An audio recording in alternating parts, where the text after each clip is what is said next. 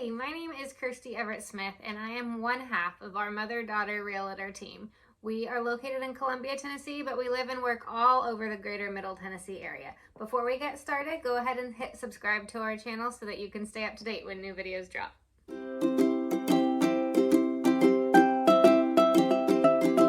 So, jumping right in. Today I want to talk to you about buying a fixer-upper. As home prices continue to rise, more and more people are looking for creative avenues to home ownership. Whether you're a first-time home buyer just looking to get into the market or an investor looking for the opportunity to do a quick flip, stay tuned. This video is for you. First, let's talk about what to look for in a fixer-upper. You want to find a home that is structurally sound and just needs some updating.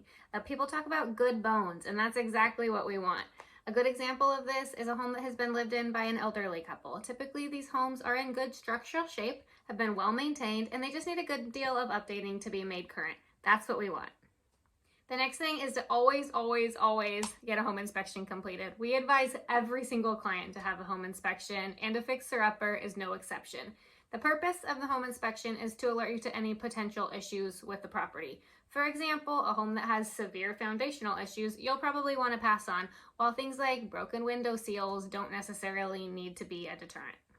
A home inspection is the way you find out if a property is structurally sound, and it alerts you to the things that you'll need to fix or replace after you purchase.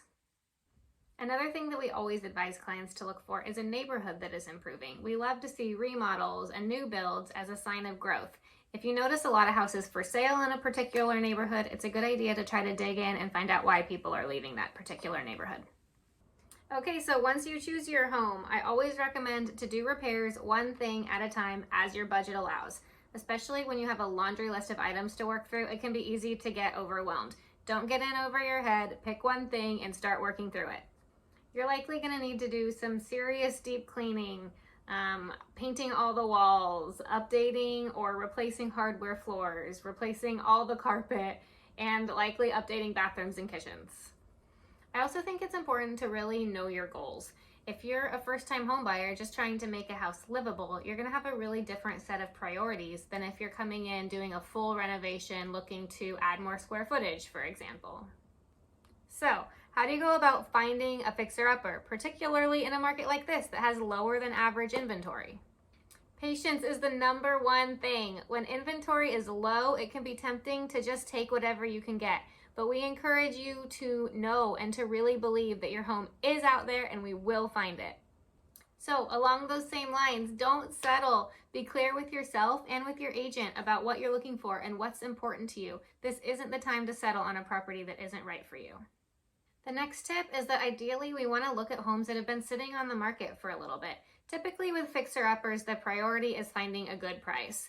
By looking at homes with higher on-market days, we limit the chance that we'll be competing with other bidders.